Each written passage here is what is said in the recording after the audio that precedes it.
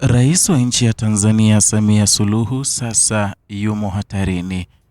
Ni baada ya kugundulika kutoka kwa mataifa mbalimbali kuhusiana unyama ambao unafanywa nchini Tanzania, na kwa hiyo wengi wamejaribu sana kuingia nchini Tanzania kwa ajili ya uchunguzi, ila Samia Suluhu ameweka vikwazo.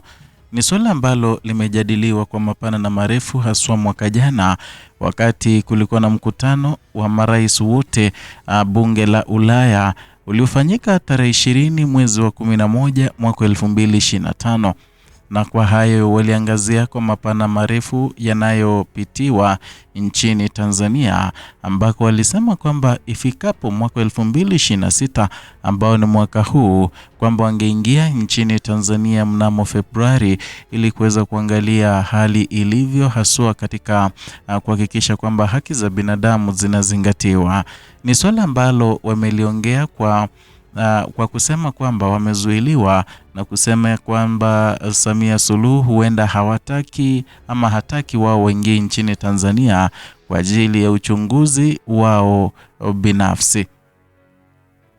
Na kulingana na mwenyekiti wa kamati hiyo ya haki za binadamu bunge la Ulaya kwa jina Monia Saturi, alitangaza kwamba kuna mambo kadhaa ambayo alikuwa anataka kuiangazia sana nchini Tanzania, ikiwemo nambari 1 kuwa haki za binadamu zinakiukwa sana.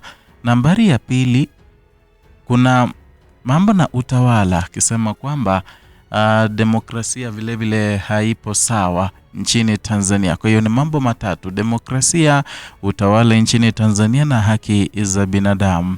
Nitakueleza moja kwa moja kuhusiana na vipengele hivyo. Kuna katika haki za binadamu, tukirejelea mambo yaliyofanyika mwaka jana kabla na baada ya uchaguzi uliofanyika, inatuonyesha wazi kwamba mengi yaliyofanywa ama mengi ambayo yanaendelea kufanyika nchini Tanzania si halali. Kwamba kulikuwa na vifo vya watu wengi ambao waliaga dunia mwaka jana, na ila serikali ya Samia Suluhu imejaribu sana kufukia swala hilo lisije likaondoka haswa nje ya mipaka ya Kitanzania. Na kulikuwa na uhuni wa kiwango cha juu, manake taifa ambalo linaheshimu haki za binadamu aliwezi kutoa amri kwa wanapolisi kwa kupiga risasi binadamu wanaoandamana ambao hawana hatia. Kwa hiyo hii ilikuwa inaonyesha kwamba kulikuwa ni kiukwaji wa haki za binadamu. Na tukiangazia hayo tu, kumbuka kwamba kuna baadhi ya wazazi ama kuna baadhi ya familia ambazo zilipoteza wapendo wao katika yale mashambulizi yaliyofanywa na kikundi cha askari na vile vile wahuni ambao walikuwa wameajiriwa ama wamepewa kandarasi na Samia Suluhu kuua yeyote ambaye alikuwa anaandamana. Ila la kustaajabisha ni kwamba katika zile familia ambazo zilipoteza wapendo wao, baadhi yazo hawakupata miili ya wapendo wao. Na la kutamausha moyo zaidi ni kwamba kuna wengine wanaeleza kwamba walisoma ama waligundua kwamba mambo si mazuri wakati waliona miili ya wanafamilia wao ikiwa imetapakaa barabarani. Kisha baada ya hali kutulia kidogo, wakaanza kazi ya kutafuta miili ya wapendwa wao ili angalau waweze kuizika. Lakini miili ile haikupatikana. Wakapita kwenye vituo vya polisi, wakapita kwenye vituo vya afya, ila hawakupata miili ya wapendwa wao. Wengine walilazimika kuzika nguo za wapendwa wao kama ishara kwamba tumesha kubali huyu jamaa kaaga. Wengine wakazika migomba kama ishara ya mazishi, kama ili kufuatilia itikadi, mila na desturi zetu Afrika. Kwa hiyo ilikuwa ni swala ngumu sana kwa baadhi ya familia, kwa baadhi ya maeneo, haswa yale yaligongwa sana kutokana na marisasi haya ambayo yalitupwa. Na la kushangaza zaidi ni kwamba wale polisi hadi walikuwa wanaenda kwenye manyumba za watu usiku na kisha wanaanza kufyatua marisasi. Na kumbuki ilikuwa ni maandamano, ndio walikuwa nadhibiti maandamano, ndio, lakini sasa wao kuelekea katika manyumba za watu kuanza kupiga watu waliomo marisasi ilikuwa imedhihirisha na kuonyesha kwamba hakika haki za binadamu zilikuwa zimekiukwa. Kwa hivyo hayo ni baadhi ya masuala ambayo kamati ya haki za binadamu bunge la Ulaya walikuwa wanataka kuingia nchini Tanzania mwetu ili kuweza kuchunguza. Vile vile walitaka kwamba kuangalia demokrasia nchini Tanzania ilivyo.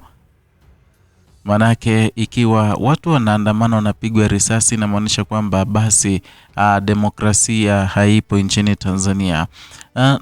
Naweza kumnukuu Mama Samia akizungumza juzi tu wakati rais wa nchi ya Kenya alipozuru nchi yetu ya Tanzania ama Jamhuri ya Muungano wa Tanzania, na walipokuwa wanazungumza Samia Suluhu akasema kwamba kuna watoto wa Gen Z ambao wanahitaji mikwaju, na kwamba watoto hawa wanajifanya wao wanaielewa demokrasia sana. Akasema kwamba hii demokrasia inatuletea madhara nchini Tanzania na Afrika, manake hiyo demokrasia ina maana nyingine ikiwa pale Ulayani, lakini ikija hapa Afrika lazima iambatane na mila na desturi. Kwa hiyo ni ishara kubwa kwamba Samia Suluhu hajaridhia mambo ya demokrasia.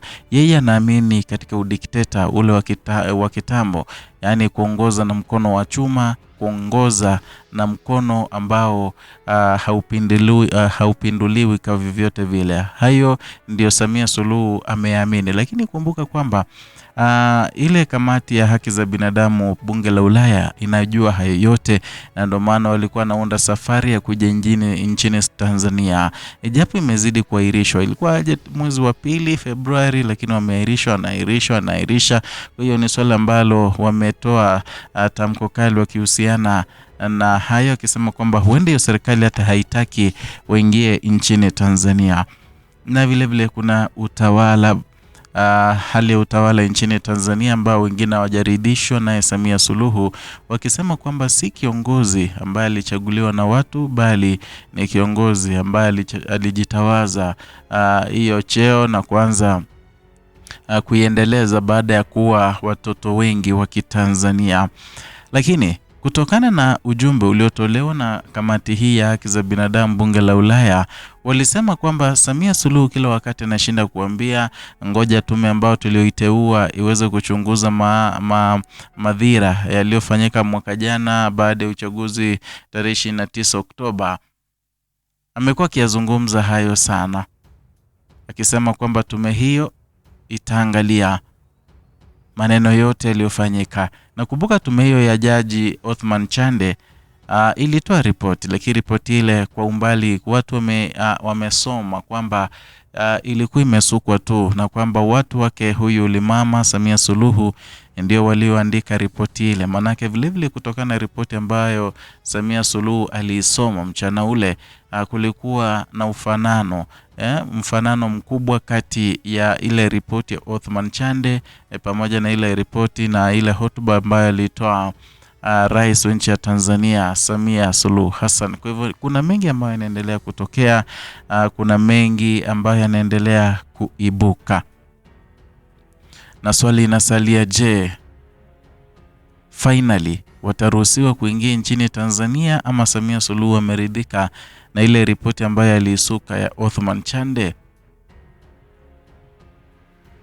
Hayo ni maoni tu na ni ya kwangu, pengine una maoni yako kwako vile vile waweza ingia kwenye comment section, niandikie maoni yako pale, tunaweza changishana, nami nitajibu maswali yote pale na nitajibu comments zote bila shaka. Ikiwa ni mgeni hapa, kumbuka kusubscribe, kulike na kushare video zetu, vile vile gonga alama ya kengele ndipo uweze kupokea taarifa hizi moja kwa moja pindi tu tunapozileta hewani.